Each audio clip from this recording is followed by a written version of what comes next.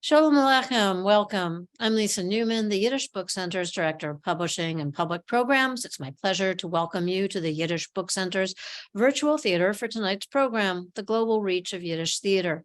The Vilna Troupe, God of Vengeance, and Yiddish Performance the World Over with Caraid O'Brien and Debra Caplan. Tonight's program is being presented as part of the Yiddish Book Center's 2023 Decade of Discovery, Yiddish Around the World. Before we get started, please note that your video and audio will be off throughout the program. You may send us your questions via the question panel located at the lower right of your screen. We ask that you keep your questions short and refrain from comments so we can try to get to all of your questions this evening. I'm really delighted to introduce this evening's presenters and equally delighted to mention that they are both alums of the Yiddish Book Center. Caraid O'Brien is a writer, performer, translator, and director. Caraid O'Brien has translated 7 plays by Sholem Asch from Yiddish into English. Her debut translation of Sholem Asch's God of Vengeance set Show World aflame, according to the Village Voice. A 3-time recipient of a New Play Commission from the Foundation for Jewish Culture, her translation of Sholem Asch's Underworld trilogy is forthcoming from White Goat Press. Her audio performance and translation of Clara Klebanova's memoir, The Russian Revolution, The Last Maximalist, as well as The Dead Man, Sholem Asch's drama about the flu epidemic of 1919 are all available on the website of the Yiddish Book Center. Her latest Asch translation, On the Road to Zion, debuts as a radio play with the Yiddish Book Center this spring. Presently, Caraid is working on a new play commission for Theater J in Washington, D.C. She spent 10 years studying theater with Luba Cattison, the last surviving member of the Vilna Troupe. Debra Caplan is Associate Professor of Theater at Baruch College, City University of New York, where she teaches courses on theater history and Jewish culture. Her first book, Yiddish Empire, The Vilna Troupe, Yiddish Theater, and the Art of Itinerancy, University of Michigan Press, was the recipient of awards from the Modern Language Association and the Theater Library Association. She currently is working on a forthcoming co-edited collection of essays with Rachel Merrill Moss entitled The Dybbuk Century, the Jewish play that possessed the world, a new biography on the Yiddish and a new biography on the Yiddish actress Molly Picon. Welcome to you both. Thanks, Lisa. Hello. Good to be here. Thank you for having us. Delighted. Now I'm going to sit back and be entertained by you both. Wonderful. So the way that we're going to structure this evening is that I'm going to speak a little bit about the Vilna Troupe first, then Caraid is going to speak. We're going to have a conversation, and then we'll be very happy to take your questions. So let me just share my screen for a moment, and we will get started.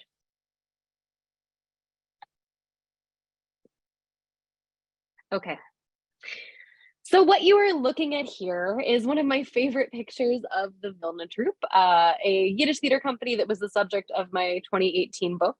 And today what I'd like to do is talk a little bit about the Vilna Troupe's global journey, because that's one of the things that was sort of remarkable and interesting about this company is the degree to which they were a globally distributed theatrical entity. So what do I mean when I say global? Let's start with a couple of maps. Here are some maps that I made of the journeys of the Vilna Troupe, or as you can see on this map, the Vilna Troupes. So the Vilna Troupe started as a single discrete theater company in 1915 with a small group of members. And a couple of years later, there was a quarrel and a love triangle that led to the Vilna Troupe splitting into 2 different companies. Both of the companies continued to use the Vilna Troupe's logo, to use the same repertoire, and to sort of interchangeably trade members back and forth. But what makes it kind of interesting and confusing is that the members of the Vilna Troupe in any of these companies, they all claimed that they were the original and only Vilna Troupe company. So Sonia Alomis and Alexander Azra's Vilna Troupe, they positioned themselves as the only Vilna Troupe in the world, even though there was another Vilna Troupe run by Mordechai Mazo that was operating at the same time, sometimes visiting the same cities and the same places. So here you can see how these Vilna troops, these multiple Vilna troops were moving over the course of time. And ultimately, in my research, I found 10 distinct Vilna troops that were traveling all around Europe, Eastern and Western, North and South America, and kind of creating a global presence for Yiddish theater. What this did practically for the Vilna Troupe is that it enabled the Vilna Troupe to become a household name in multiple countries and cultural contexts at the same time. And it enabled the Vilna Troupe to become a kind of brand. So if you were a theater audience member in London and you knew the Vilna Troupe was coming to your town, your city, the famous Vilna Troupe, you might have heard about it from your cousin in Antwerp, or your uncle in Hamburg, or your grandmother in Krakow, right? And what those people might have seen might have been a different Vilna Troupe company, but it all contributed to the same sort of global reputation, so that when any of these individual theater companies came to any city or town, there was already a pre-existing interest and set of assumptions about this being an important theatrical event. Another thing that I tracked that we'll talk about a little bit less tonight, but maybe we'll talk about more in the conversation, is what the members of these different Vilna troops did after they left their involvement with the company. Ultimately, I came up with a list of 290 people who were members of one of these Vilna troops at some point in time, many of whom went on to have very long and illustrious careers in theater in many languages, in many cultural contexts, and who continue to travel widely. So this map here shows some of the travels of some key Vilna Troupe members, and how they were creating theater in multiple cultural contexts all around the world. So going back to the beginnings of the Vilna Troupe, I'm just going to kind of give you a little bit of an overview of the story tonight, and then we'll talk more in conversation. So the Vilna Troupe got started in a very specific cultural context, and that cultural context was under German occupation of the city of Vilnius, today Lithuania, in 1915. So during World War I, Vilna changed hands about 7 times. This was a city that was constantly changing who was in charge of it during the war. It was a very sort of chaotic time for residents of the city. Before the Germans came in and took over Vilna, Vilna was under the Russian Empire. And as the German front was approaching, the Russians became concerned that the Jews, with their sort of Germanic language, might be traitors and might sort of help out the other side. So the Russians strictly forbade Yiddish theater in the city. They also strictly forbade, theater in any language other than Russian in the city.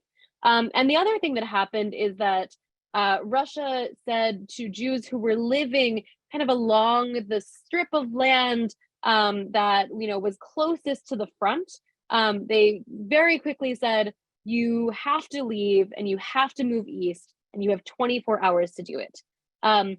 There were only certain places that Jews were permitted to live in the Pale of Settlement.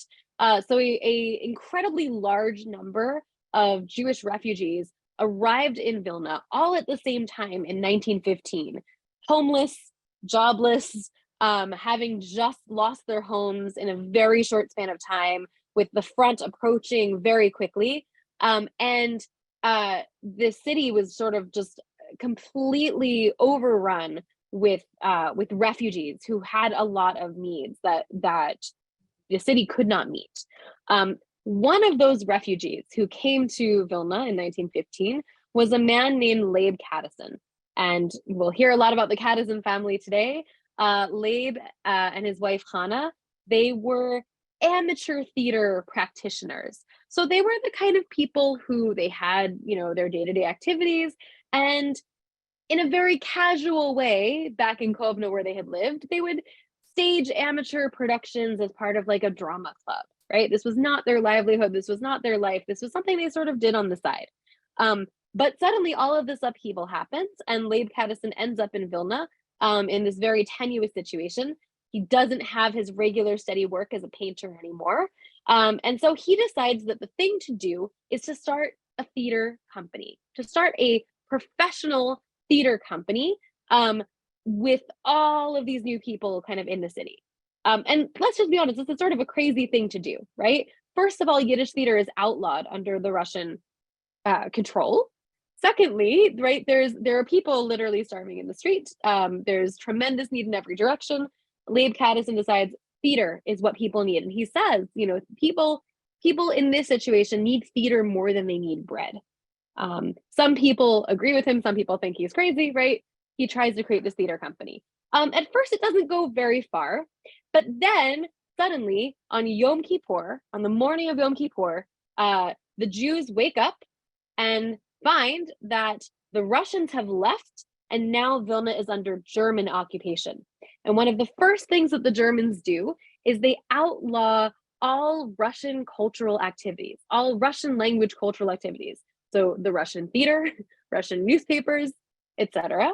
So all of the actors in this entire city for years now have been only allowed to perform in Russian. Suddenly they can't perform in Russian anymore. And here we have Leib Kadison, who's trying to put together this company of actors who don't want to perform in Russian. And the military German occupation thinks this is a grand idea. There's no theater in the city anymore because the Russian actors can't perform. So basically there's a theatrical vacuum, and Leib Kadison steps into it with his theater company. So who are the people that are in this company initially?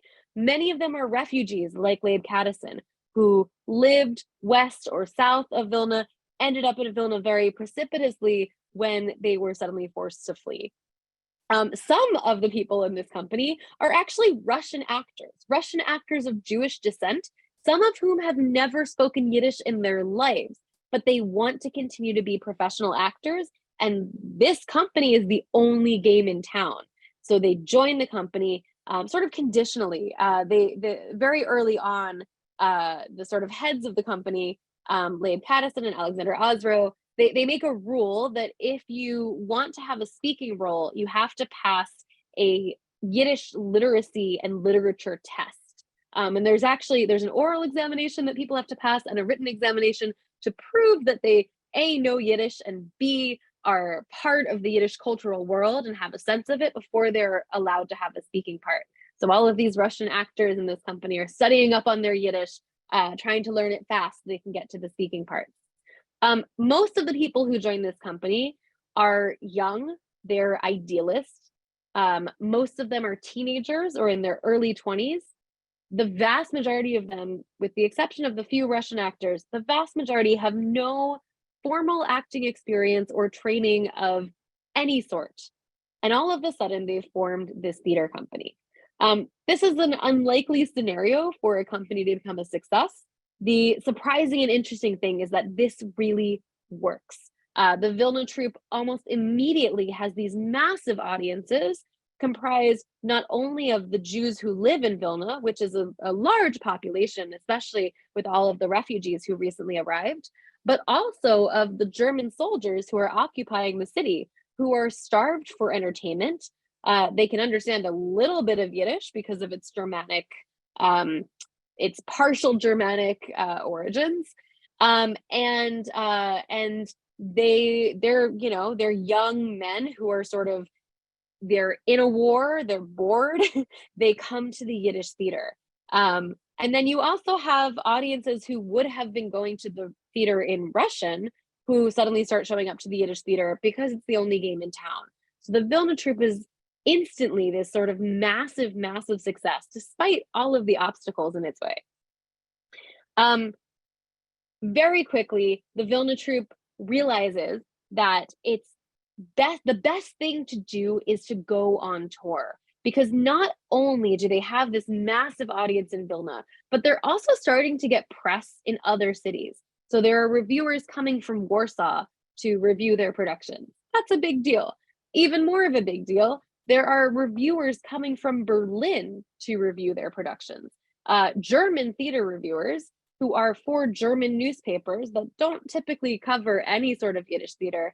They're coming and reviewing the Vilna Troupe's productions because the word is getting out about this company that's sort of taking the city by storm. So very early on, the Vilna Troupe decides that it would make sense to go on tour, and they start traveling. And over the next 20 years, they never stop. They're basically, all of these Vilna Troupes are basically continuously traveling over the course of the 21 years that there are Vilna Troupes in existence. It becomes a traveling theater company. The greatest success that the Vilna Troupe has happens on tour, happens while we are traveling, and then is propagated even further by touring, and that is the Dybbuk. So the Vilna Troupe was the very first theater company in any language to produce the Dybbuk, which the Dybbuk was written it was written in Russian, it was written in Yiddish, it was written in Hebrew, back and forth, because the author Shinansky was sort of desperate to get it produced in any language. He thought and knew that it was a great masterpiece, and a lot of people couldn't see that. The Vilna Troupe, these sort of young theater rebels who were on the road, they saw this play as a vehicle to be able to do some interesting theatrical experimentation. And that's exactly what they did with it.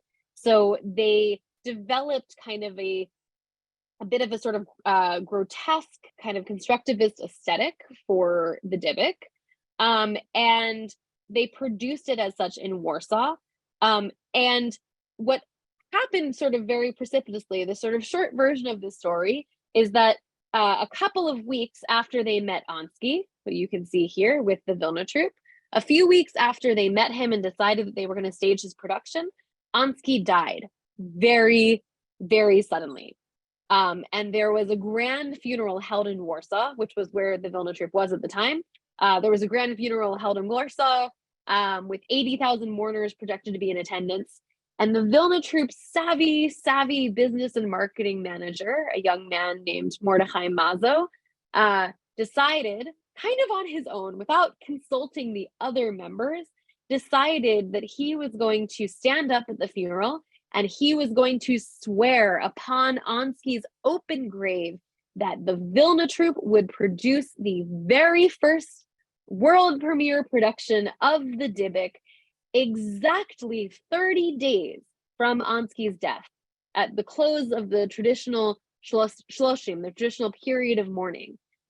He pronounced that at the funeral in front of 80,000 mourners, and he said, "If we do not achieve this, you will find me dead on day 31 at this grave." Talk about a publicity move. The company had to scramble to make this happen. They had to pull the Dybbuk together with basically no resources, no time, and very little money. And they did so magnificently. And this became kind of their iconic landmark production. So here is a photograph of the wedding scene from the Dybbuk, the moment when Leah is supposed to marry another man, but she's already been possessed by a Dybbuk, and she says, "I am not your bride. This is not my bridegroom." And she ends the wedding in the middle. So here you can see how that scene was staged by the Vilna Troupe on tour. This version was in Paris by one of what came to be these many circulating Vilna Troupes. And I think it gives you a good sense of the aesthetics of the production. You can also, I think, get a sense of that this was a traveling production. There's a lot of emphasis on set pieces that can be easily taken apart and put back together. The most dominant thing that you see sort of set-wise in this production is a giant oversized talus that is attached to the act curtain that would open and close every time the curtain opened and closed, which is a very sort of visually and viscerally powerful symbol. But also is something that can be folded up and doesn't take a lot of space in your train car if you are traveling on the go. Here's another photograph from that production.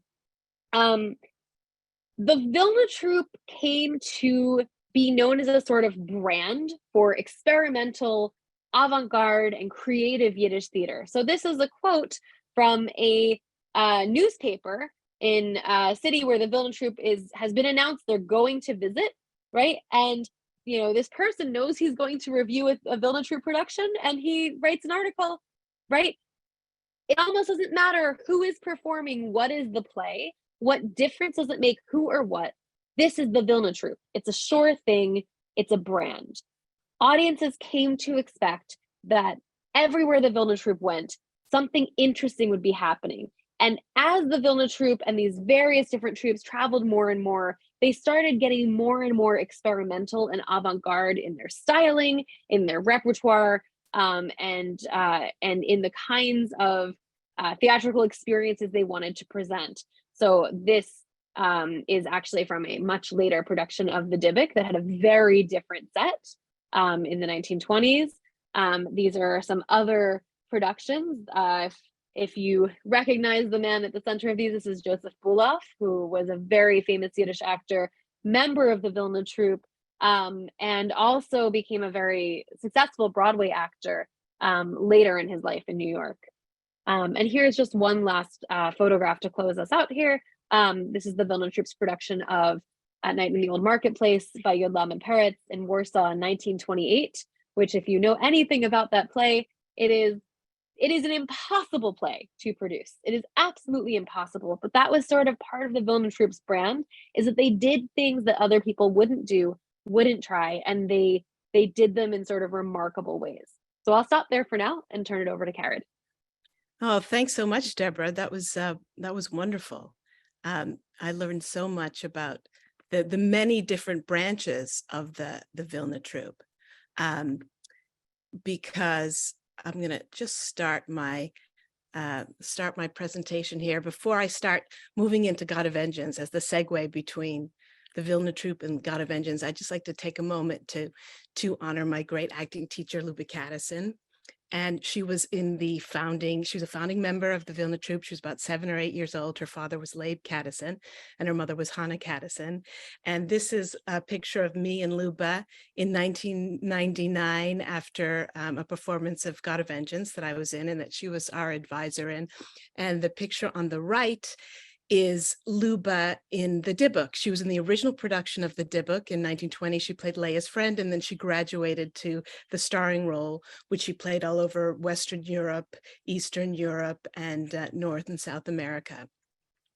I met Luba because I was researching a play that she did with Buloff. Her husband was Joseph Buloff in Romania in 1924 that influenced a young Eugene Ionesco. So you can just, in terms of what a global life that she led. And when I met her, I went to her apartment on the Upper West Side and on West 67th Street across from Café des Artistes. And she had the original set designs, her father's set designs from the original production of the Dybbuk on the wall. And then she had set designs from Reuven Rubin, at the time, a Romanian but future Israeli famous painter who had done the sets for Yoshka Muzikant. And she was in God of Vengeance. She played Rivka, the young girl, opposite Stella Adler, and she was very close with Stella Adler. They were at Maurice Schwartz's Yiddish Art Theater on 2nd Avenue, which was the longest repertory company in New York City's history. They ran for over 30 seasons. And like the Vilna Troupe, they were a literary, text-focused, directing-focused company that did fantastic experimental work. And the reason why that Luba survived and many of the members of the Vilna Troupe were killed during World War II. Luba and her husband Buloff, because of this production that they did that was so famous that it influenced Ionesco, they were brought over to New York and became actors on 2nd Avenue. But what I want to tell you a little bit about is just an example of one play, one very important Yiddish play, God of Vengeance, written by Sholem Asch. Here we have him as a young man. And this was a play that was performed all over the world in Yiddish, of course, but Yiddish wasn't the first language. It was done originally in German, and it was done in French and Italian and Russian. It was just a huge sensation. And but to truly understand the global nature of this writer, Sholem Asch, and his play, I want to tell you briefly about the first play. God of Vengeance was the second full-length play he wrote, and his first play he wrote was On the Road to Zion. And I went to a really great production, the new group last night, of The Seagull, and some snarky reviewer wrote that it seems to be, to get involved in the Dramatists Guild, every young playwright has to do their version of The Seagull. And that was Sholem Asch's first play. On the Road to Zion was his version of The Seagull.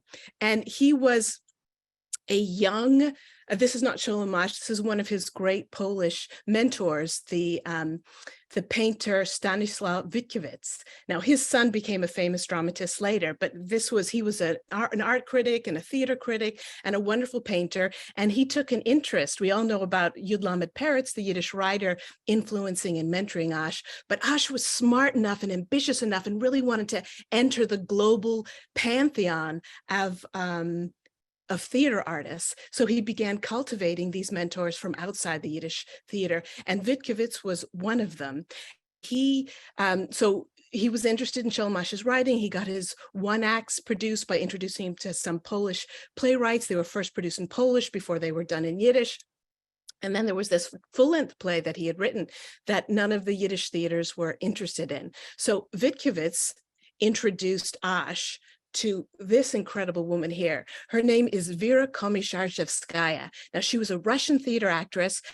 She came up with Stanislavski. Her father was Stanislavski's acting teacher. She was the original Nina in Chekhov's The Seagull. And she was so excited by Asch and by his vision for the theater that she agreed to produce his first play, On the Road to Zion. And she played the Nina character, who in this play is Justina. And she's called, instead of, the Nina famously in The Seagull is, am I an actress or am I a seagull? In Justina and On the Road to Zion, the big question is, am I Jewish or am I Polish? So it was a big hit in Russian. It was then done in Polish, and then it was finally done by Jacob Adler in New York in Yiddish. And Sholem Asch had some money. So he decided to go to Berlin and be inspired and write something new. And he went to see the Deutsches Theater, and there was a famous actor there called Rudolf Schildkreuth, and he was directed by this young man here, Max Reinhardt, who was the director of the Deutsches Theater in Berlin, in a production of Merchant of Venice that was so inspiring. Asch was so moved by how much passion and compassion he felt for for the Shylock character, that he wanted to create this intense anti-hero and give him, create a character that Schildkreuth could play. And so he wrote God of Vengeance in particular for Schildkreuth. And here he is there's Schildkreuth, and there's the first actor to perform the role in Yiddish. This was in 1907. That's David Kessler. He did it in New York in 1907, and Rudolf Schildkreuth did it in Berlin in 1907. So here was this kid, this Polish kid who had just a Jewish education, not a university education, and already he had met two and worked with and been produced by two of the greatest theatrical figures of the time in the world in any language, Vera Komisarzewskaya and Rudolf Schildkreuth. So for those of you who don't know the plot of God of Vengeance, I'll tell you briefly. These guys are playing a Jewish brothel owner who has made a lot of money. He has a brothel downstairs. His wife is a former prostitute, and they decide to have a Torah scroll written, because this is what the rabbi tells, or the religious chassid that they know tells them to do, to gain respectability, get a match for the daughter, and then they can, leave the seedy, seamy criminal world behind them. But nobody wants to hang out with these people. They can't buy their way into society. That the only people who show up are the poor. And here's the group of the poor visiting. This is a production in St. Clemens in 2017. And, they're just outraged. But finally, the matchmaker, Reb Eli, comes with the scribe. And there's Shane Baker and myself playing the brothel owner and his madam wife with David Mandelbaum and Ellie Rosen at the time. And so so they try to make this deal, and they make this deal, and the daughter's going to get married. But what happens is she sneaks downstairs and has a lesbian affair with one of the prostitutes. And this is the production that Luba advised me on. It's pictures from that production of 1999. We staged it on the Show World stage in Show World in Times Square with a gold stripper pole in the middle, and it was a pretty intense experience and a fantastic way to explore the play. And this is another Yiddish production. This is me as Hindel with Loser Tversky as her lover, the pimp. They hatch a plan to steal the two girls and start their own brothel. And then in the third act, Rivka, the daughter's been kidnapped. The parents wake up, discover she's missing, and all hell breaks loose. And so this is, the color picture is me and Shane at the beginning of the third act. And this is the original 1907 production with Frau Wangel and Rudolf Schildkreuth, who are in the same scene. And you see how iconic these movements. There's the love scene of the two kissing. There's the respectable family in the beginning, and then there's it's just Asch deconstructing this religious family and showing all the darkness and the hypocrisy. And there's the brothel owner saying, "I'm not going to lie about it. If God did this to me, then this is what God must think is the right thing." Here's a poster of God of Vengeance, a Yiddish production in Buenos Aires. And then Sholem Asch was the first playwright produced by the Vilna Troupe. His Der Landsmann was the first play that they did. And, Luba would talk about meeting Sholem Asch, and backstage when she was in Schwartz's adapted his novel Three Cities as a play, and she was in that with Schwartz, and as well as doing God of Vengeance and Motka Ganef, Motka Thief, and Shabtai Tzvi, that was about the false Messiah. That was another show that she and Bulov played together. But Asch was the most produced Yiddish literary playwright. He had 24 successful plays that were done all over the world. And then God of Vengeance, when it was done in English in 1923, that's when the scandal hit, and the entire cast was arrested when they went to Broadway supposedly because of lewd behavior, and then they were convicted, and then it was overturned. Then a couple years later, Mae West the same thing happened to her, but she did it by design. She was arrested because she jumped into bed and simulated sex with several sailors. So Asch was devastated by the focus on God of Vengeance and by the idea that he had written an immoral play, and he got to be fed up with the story of the play and the story of the scandal of it. But Mae West, of course, was delighted. And so Asch was very prolific until the late 1920s, when he just had enough of theater. And I love this quote: "I became afraid of the theater. I feared to share the fate of many other writers, to be swallowed by the wolf theater. And so I stopped writing dramas." And then he focused on his novels, which led to another incredible career, or simultaneous career. He was always writing novels. He started with short stories, and then as he was writing plays, he was writing serialized novels as well.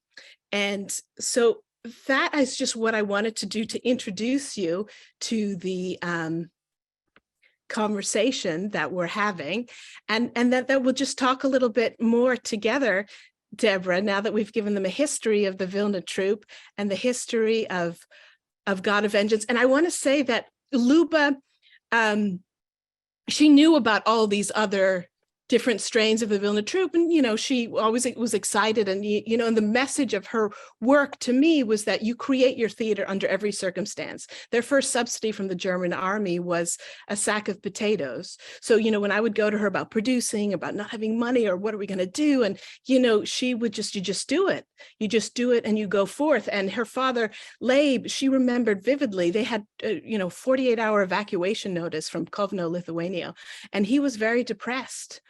And because he had to leave behind his very successful sign painting business, and he was a wonderful artist. He did he created the logo for the Vilna Troupe and all the sets, and he was dealing with a terrible depression, and it was producing the theater and producing these plays that got him out of that depression.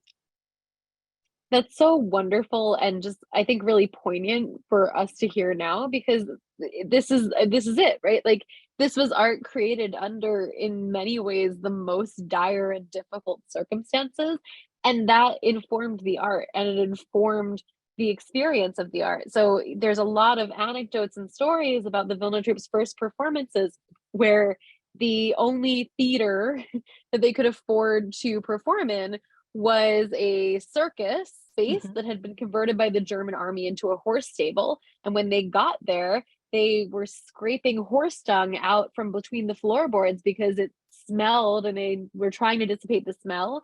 And then when they put on the production, they they needed to be able to run the footlights and to have the lighting, but they couldn't afford to pay for that and heat for the backstage. So they chose to, foreground the performance, and the actors were shivering in the back as they were getting changed. It's inspiring and incredible what they were able to achieve under these circumstances, what they were able to achieve both artistically and also professionally in their careers. Yeah, and it was, Luba would talk about sometimes, yes, they played in Warsaw and the Dybbuk debuted in Warsaw, but sometimes they were in small shtetls and people wouldn't be paying in money, they'd be paying in food or they'd be paying in chickens Yeah. or she would have to be carried across the mud to get to the theater so that, her costume or whatever she was wearing from wherever she was staying wouldn't get stained. And so it was just this incredible collision of extreme artistic ideals. And this was such an exciting time in theater, the influence of the Moscow art theater and naturalistic design, but also how theater at the beginning of the 20th century was like, it was a mix of all the arts. You had the visuals and you had the text and you had the performance. So it was considered, as well as the popular strain, it was considered a real intellectual exercise. And one of the incredible things about spending time with Luba for 10 years from when she was 90 to 100 was just how brilliant she was. She was the most brilliant person I've ever met. She was psychologically astute. She was so well read. She spoke so many languages, Russian and Polish, and her favorite roles were actually not necessarily Yiddish roles, but she did Anna Karenina in Yiddish, and she did Sonia from Crime and Punishment in Yiddish. She did Eugene O'Neill, Desire Under the Elms in Yiddish, and she was also a translator together with Bülow.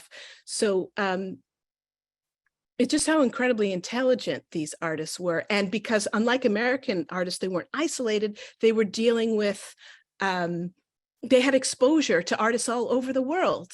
I mean, just imagine being a Polish Yiddishist like Sholem Asch, then going to Russia, working with the greatest Russian company, and then going to Germany and working with the greatest German company, all in the space of a couple of years. I mean, language was not a barrier.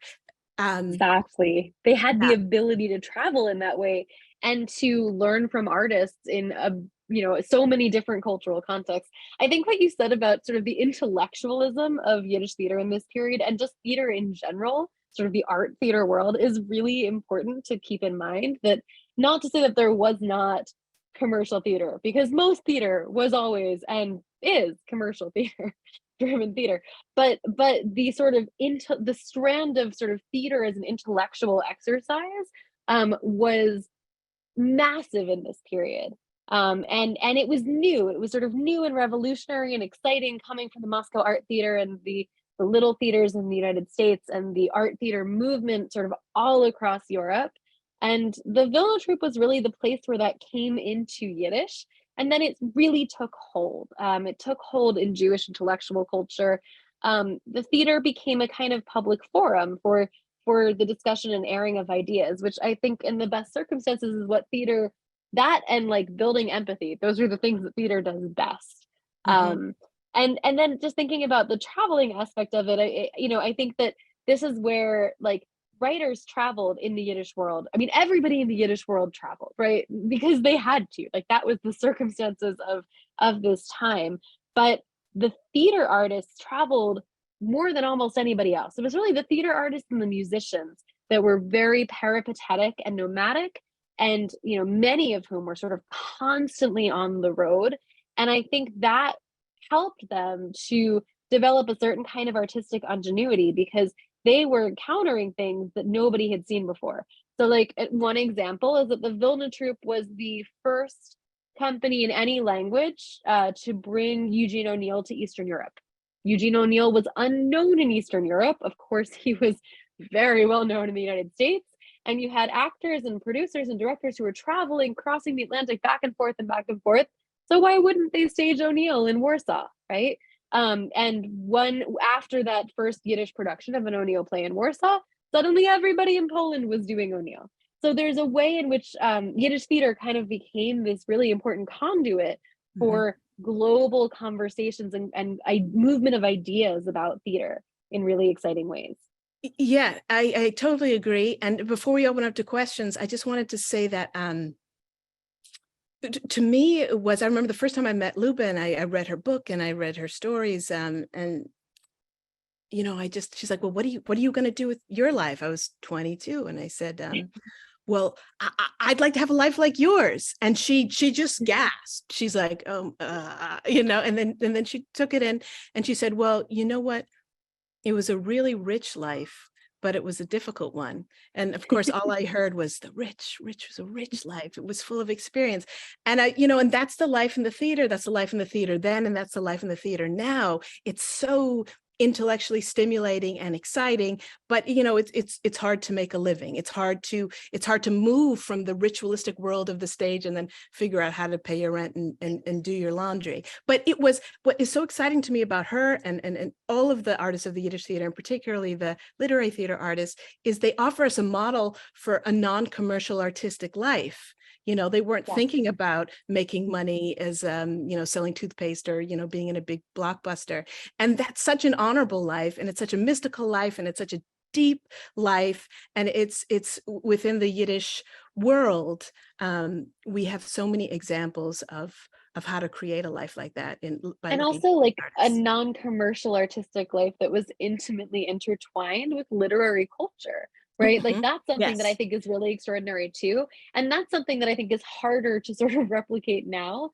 You know, what these theaters, not just the Vilna Troupe, but so many of these Yiddish art theaters and sort of art theaters at large were doing is they were part and parcel and centers of the literary world. They were places where writers connected and found each other and talked and, you know, tried out ideas. And they were really, really seen as such. So there's something I think kind of extraordinary about not just sort of that non-commercial artistic life, which was incredibly rich and I'm sure incredibly difficult, but also that this was a space where, you know, ideas, this was the marketplace of ideas. Theater was sort of, in this moment, became like the cultural center of modern Jewish culture for a brief moment, but it became the physical space where so much of this was happening, this cultural work. Well, should we open it up to Lisa? I think so. Yeah.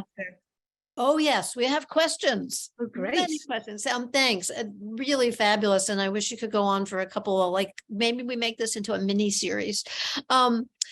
So first up, what was the still from? The one with the devils, which was fan-freaking-tastic. Yeah. I knew somebody was going to ask me that.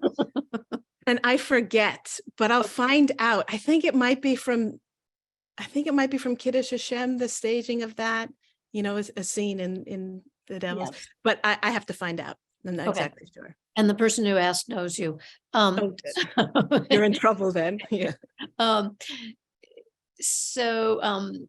Every comment, even though we don't usually share comments, but everyone should imitate your enthusiasm, both of you.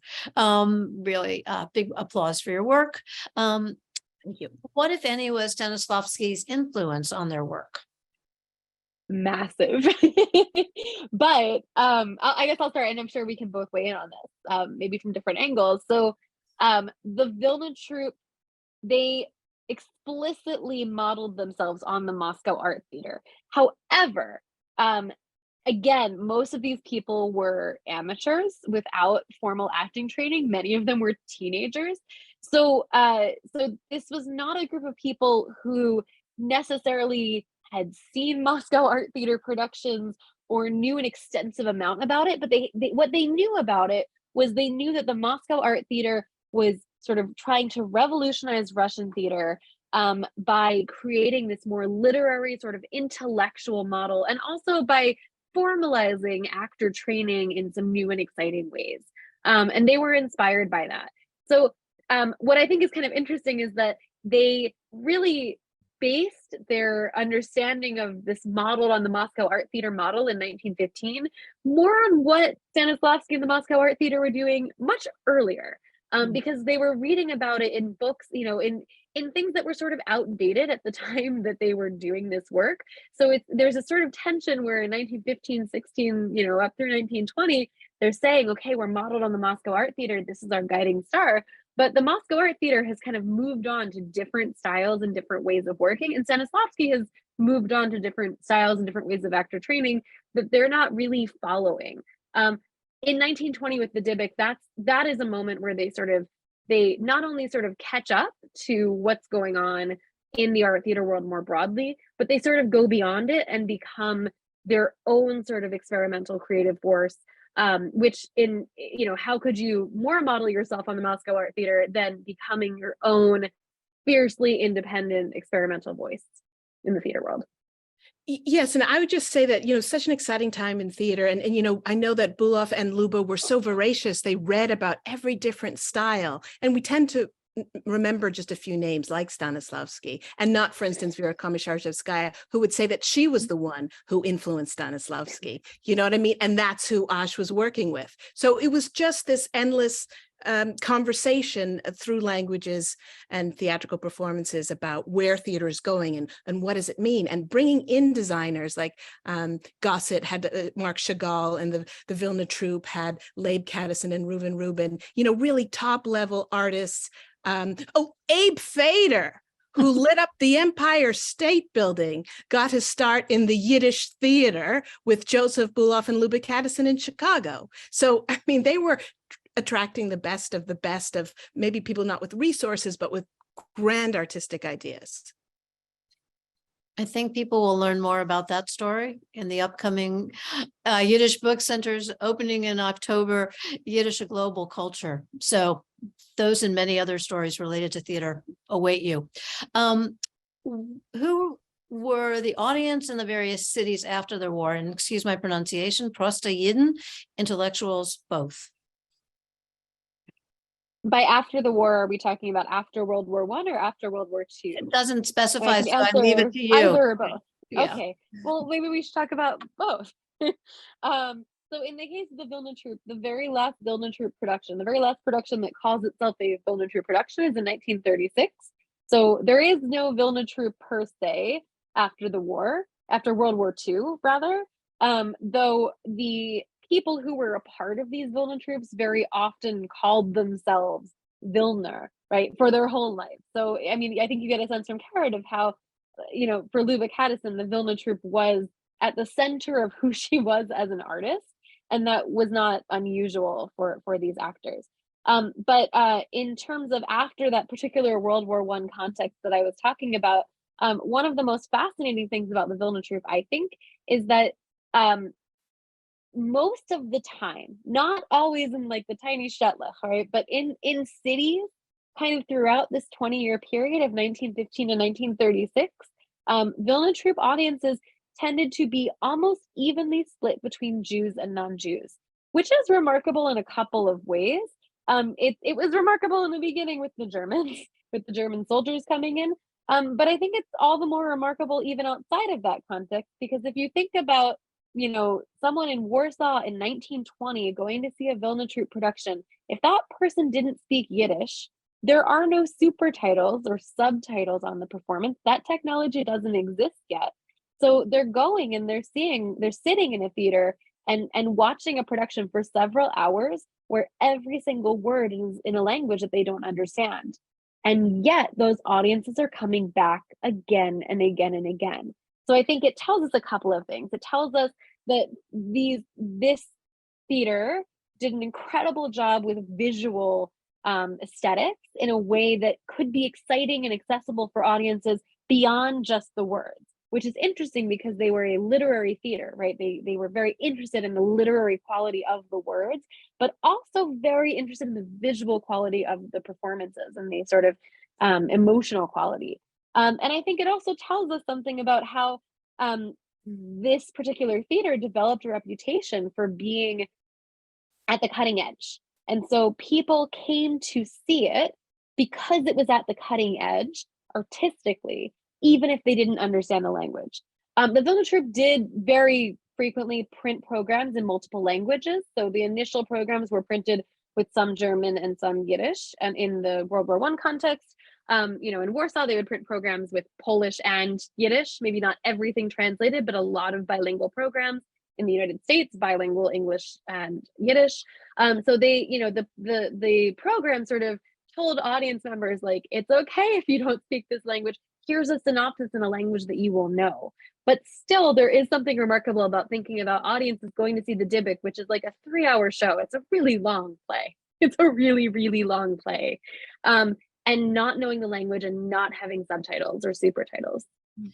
Yeah, and if we just think of Sholem Asch as one of, if not the foremost Yiddish literary writer, and the fact that before his plays were done in Yiddish, they were done in Russian and Polish, and the fact that his play On the Road to Zion introduced the Russian uber intellectual elite, he was reviewed in all the top theater magazines of the time, to the idea of a Yiddish literature, to the idea that there was incredible art happening in this language. And so I think right from the beginning, there were people with their eyes on what the Vilna Troupe was doing and what Sholem Asch was doing and what other Yiddish writers were doing, because it was exciting, it was different, it was folk, and it was daring, and it was melding and blending styles and ideas and art forms.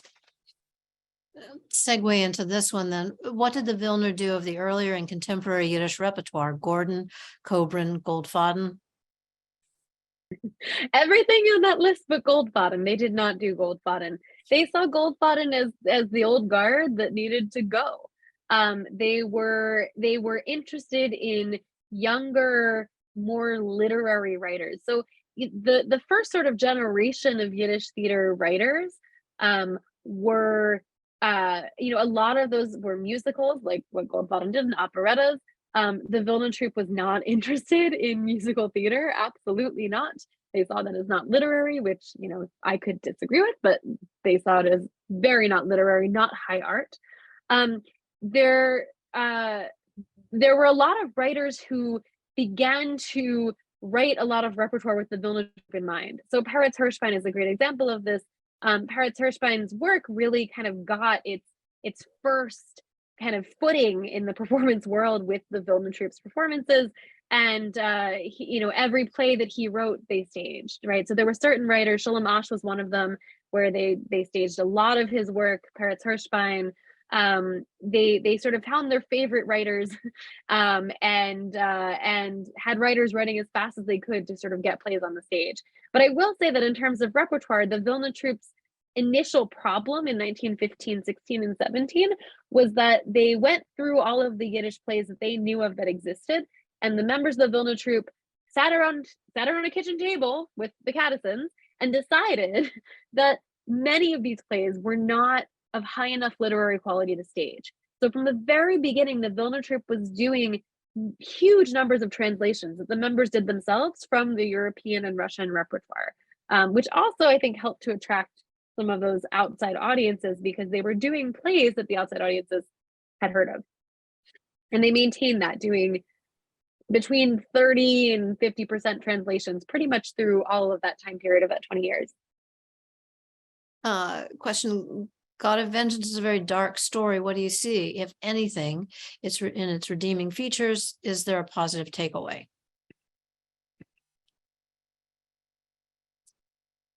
Is there a positive takeaway?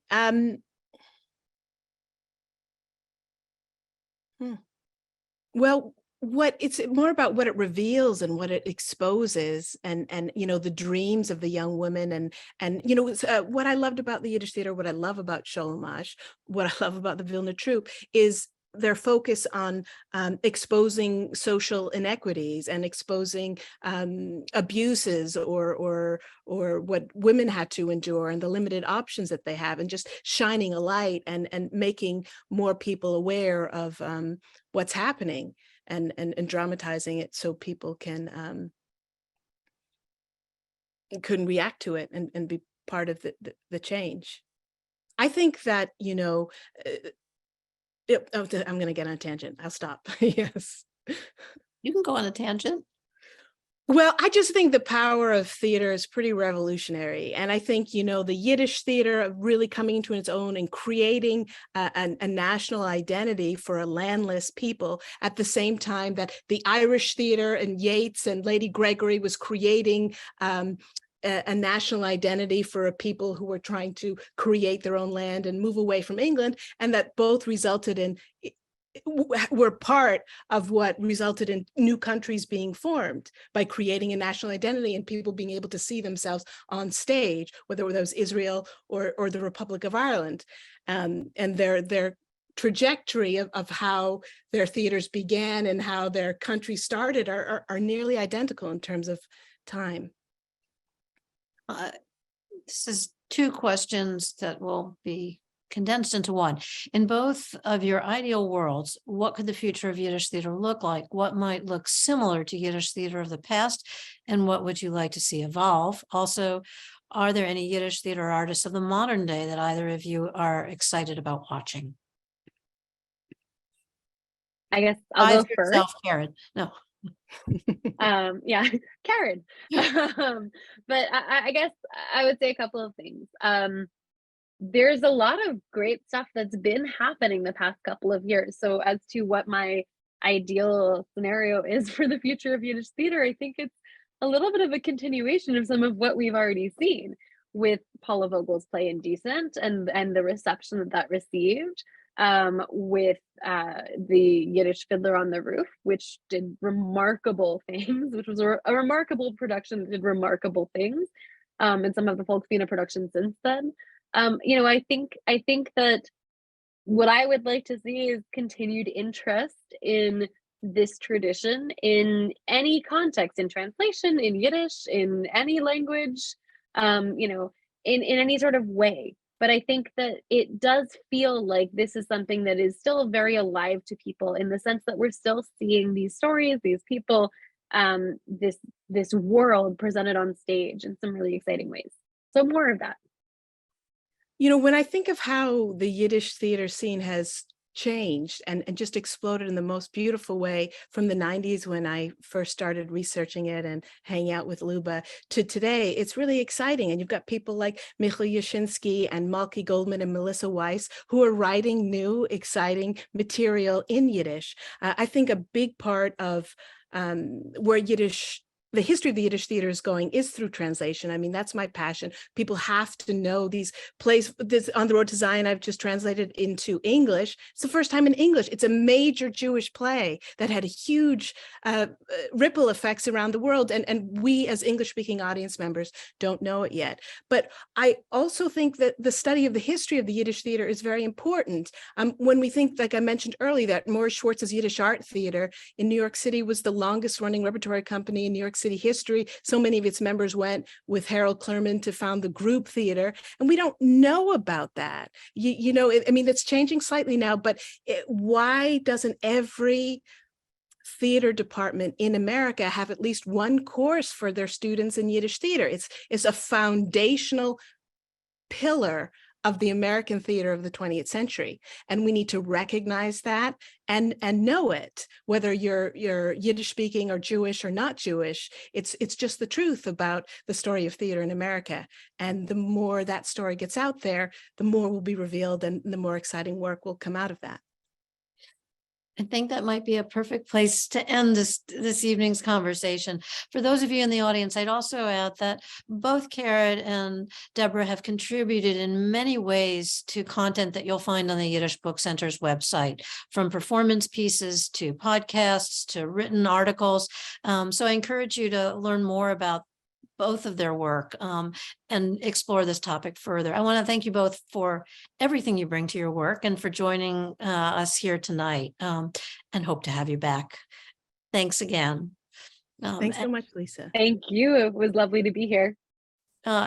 I want to thank our producer, Elizabeth Carteropoli, for all of her help in getting these programs online. Tonight's program is part of an ongoing series of programs brought to you, as I like to say, live from the Yiddish Book Center. I hope you'll join us again Thursday, March 16th for a special Great Jewish Books Club program. Have I Got a Story for You? With editor Ezra Glinter. To see the full schedule of events and to register for our programs, please visit yiddishbookcenter.org/events. Before I let you go, I want to thank all of you in the audience who are members. Your support makes all of our ongoing work possible. If you're interested in learning more about supporting the center or becoming a member, please visit yiddishbookcenter.org/donate. Until next time, stay well, stay happy, and we look forward to welcoming you back again soon. Take care.